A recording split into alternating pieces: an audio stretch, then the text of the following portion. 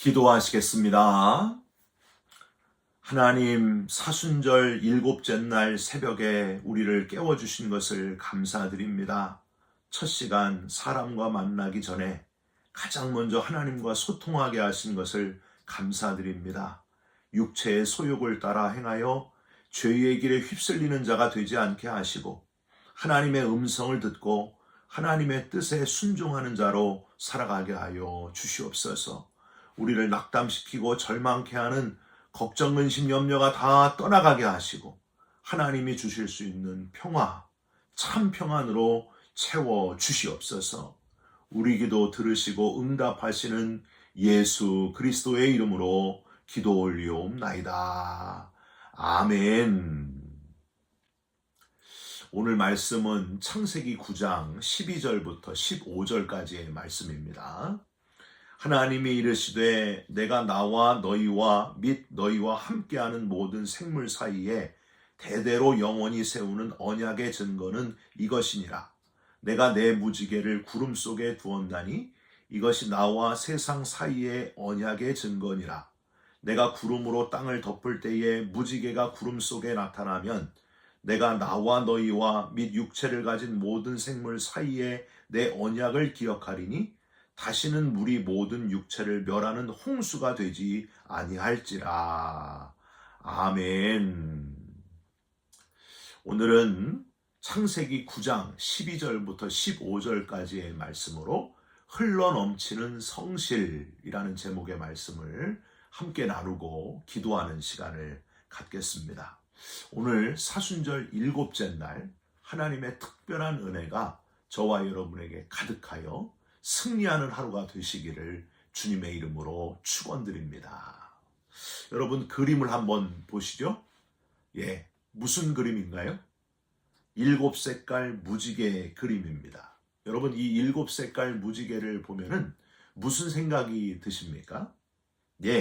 창세기 9장에 하나님이 세상의 모든 생명들을 다 멸하시되 노아와 그의 가족 8명과 각종 동물들을 방주 속에서 1년이 넘도록 살게 하셨다가 방주에서 나와 하나님께 감사의 번제를 드릴 때에 여호와께서 그 향기를 받으시고 복을 주시면서 내가 다시는 물로 세상을 멸하지 않으시겠다 하고 약속하시면서 보여주신 구름 속의 무지개가 우리 머릿속에 떠올라야 됩니다.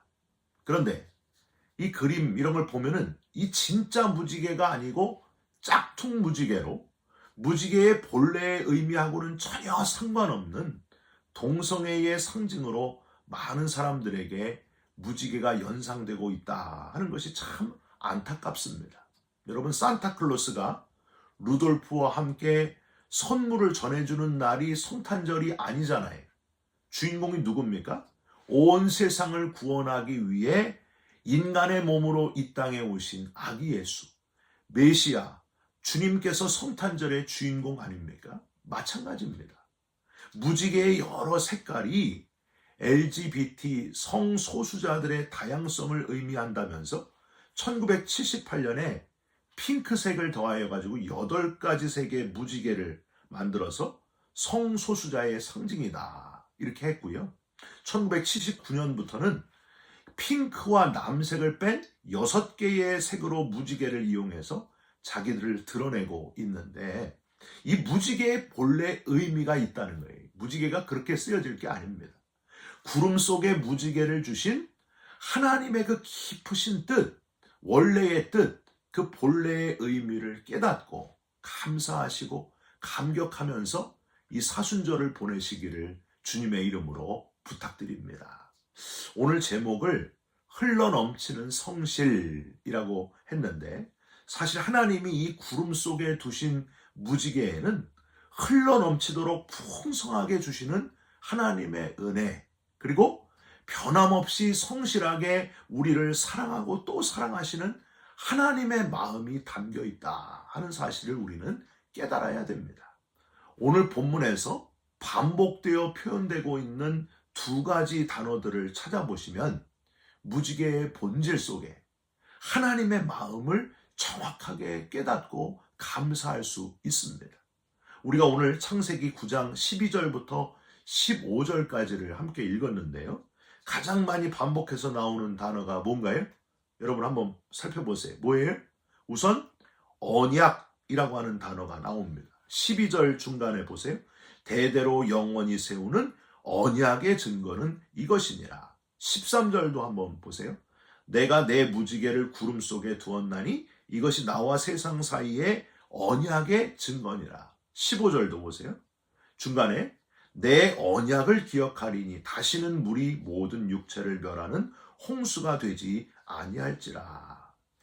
우리가 읽지 않은 9절부터 17절까지를 여러분 살펴보시면 이 언약이라는 단어가 총 7번이나 등장합니다. 그러니까 무지개, 즉 하나님이 구름 속에 두신 무지개는 언약의 무지개다. 그 언약을 꼭 기억해야 된다. 그런 의미로 이 무지개를 두셨다는 겁니다. 하나님이 우리 인간과 세우신 약속하니 그게 언약입니다.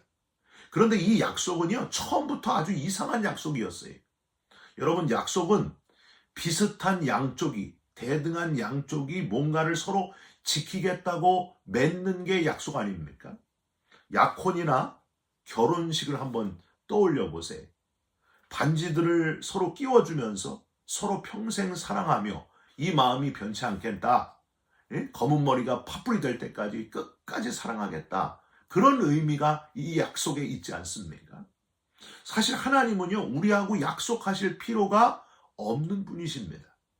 천지를 지으신 만군의 왕이요, 만왕의 왕이요, 만주의 주이신 하나님께서 우리와 약속을 한다는 게 말이 안 되는 거예요. 우리는 자격이 전혀 없습니다.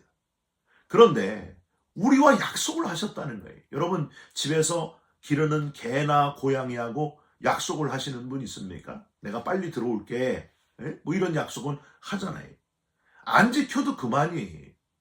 그런데 하나님은 우리를 특별한 존재로 지으셨고 약속하는 대등한 존재로 우리를 존귀하게 세워주시는 분이시기 때문에 지금 노아의 가족들에게 약속을 하고 계신 거예요.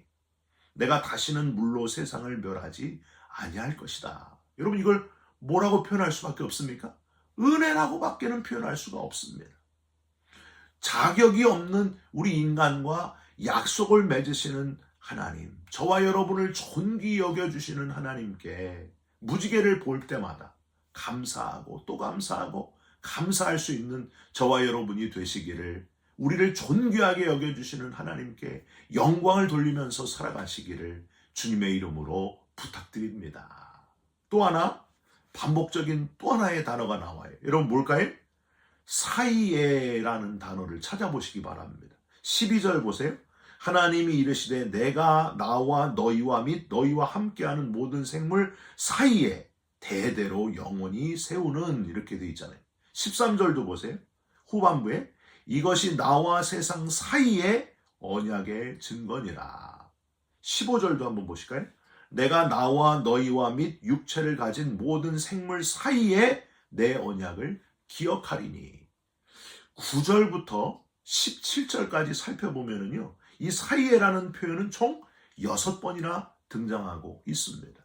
여러분, 약속을 맺은 사이에 서로 대등하게 우리를 존귀하게 세워주신, 존귀 삼아주신 하나님께서 우리에게 원하시는 게 뭘까요?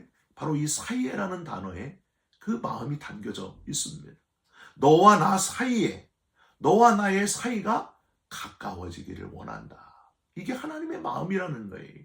여러분, 너와 나 사이에, 사랑하는 남녀 사이에 서로 애매한 관계일 때를 뭐라 그래요? 썸이라 그럽니다. 썸 탄다 그러잖아요. 지금 하나님과 썸 타고 있는 분이 있으십니까? 교회 다닌 지 얼마 안 됐고 이제 신앙생활 막 출발하신 분은 하나님과 썸 타고 있는 분이 있어요. 여러분, 얼마나 그 설레이겠습니까? 썸 타고 있잖아요. 그 다음에 썸을 지나서 연애하는 관계에 있는 분 있습니까? 사랑하는 남녀가 연애하는 관계 얼마나 뜨거워요. 지금 하나님과 막 뜨거워져가지고 너무 하나님과 사랑하면서 아주 뜨거운 관계로 되어 있는 분 있습니까? 할렐루야입니다.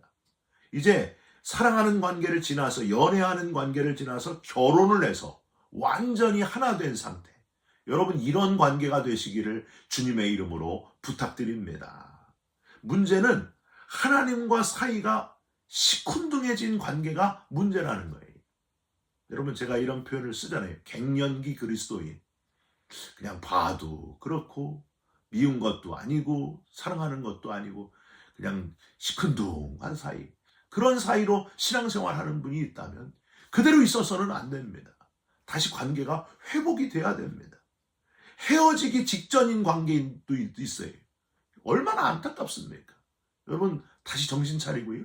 하나님을 가까이 하시면서 하나님과 다시 뜨거워지는 신앙생활 뜨겁게 하시는 저와 여러분이 되시기를 주님의 이름으로 부탁드립니다. 소아시아 7교회, 사대교회나 라오디게아 교회처럼 죽어가는 교회가 되면 안 된다는 거예요. 죽어가는 그리스도인이 되면 안 된다는 거예요. 다시 하나님과의 관계를 뜨겁게 회복하는 저와 여러분이 됐으면 좋겠습니다. 이 사순절 기간에 우리가 해야 될 게 바로 그거라는 거예요. 하나님과의 관계를 회복하시기를 주님의 이름으로 부탁드립니다. 이번 사순절 기간에 나와 하나님과의 사이를 진지하게 점검하시면서 그 사이가 다시 변화가 일어나면서 가까워지고 더 가까워지고 아주 가까워지는 그런 기간이 꼭 되시기를 주님의 이름으로 부탁드립니다. 무지개가 땅과 하늘에, 땅과 구름에 이렇게 연결이 된 것처럼 하나님과 우리와의 관계가 다시 연결되고 뜨거워지고 그 사이를 무엇도 갈라놓을 수 없는 그런 아주 긴밀한 사이가 꼭 되셨으면 좋겠습니다. 로마서 8장 35절 말씀입니다. 누가 우리를 그리스도의 사랑에서 끊으리요? 환난이나 곤고나 박해나 기근이나 적신이나 위험이나 칼이랴. 38절 39절 내가 확신하노니 사망이나 생명이나 천사들이나 권세자들이나 현재의 일이나 장래의 일이나 능력이나 높음이나 깊음이나 다른 어떤 피조물이라도 우리를 우리 주 그리스도 예수 안에 있는 하나님의 사랑에서 끊을 수 없으리라. 예수님이 십자가에서 저와 여러분을 대신해서 죽어주심으로 다시 하나님과 우리가 연결되었습니다. 하나님과의 관계가 회복되었습니다. 그 구원받은 감격을 가지고 약속을 기억하면서 다시 하나님과 사이가 뜨거워지시고 설레이시고 너무나 가까워지는 그런 관계로 다 회복되시기를 주님의 이름으로 축원드립니다. 같이 기도하겠습니다. 하나님, 자격이 안 되는데 우리와 약속을 맺어주신 은혜의 하나님을 찬양하며 감사를 드립니다. 우리를 존귀 여겨주신 무지개의 하나님을 기억하게 하여 주시옵소서.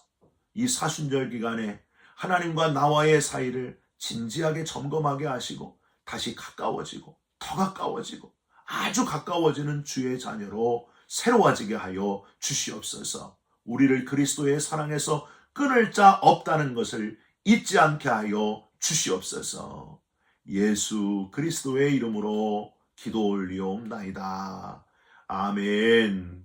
하늘에 계신 우리 아버지여, 이름이 거룩히 여김을 받으시오며 나라가 임하시오며 뜻이 하늘에서 이룬 것 같이 땅에서도 이루어지이다.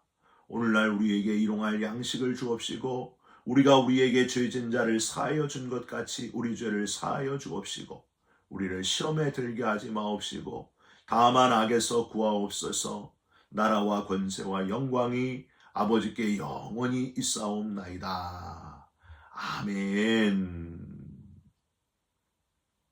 사랑하는 성도 여러분, 구름 속의 무지개를 보시면서 하나님과의 약속을 기억하시고 우리를 존귀히 여겨주신 하나님, 하나님과의 사이가 아주 가까워지는 저와 여러분이 꼭 되시기를 주님의 이름으로 부탁드립니다. 여러분 사랑합니다. 축복합니다. 감사합니다.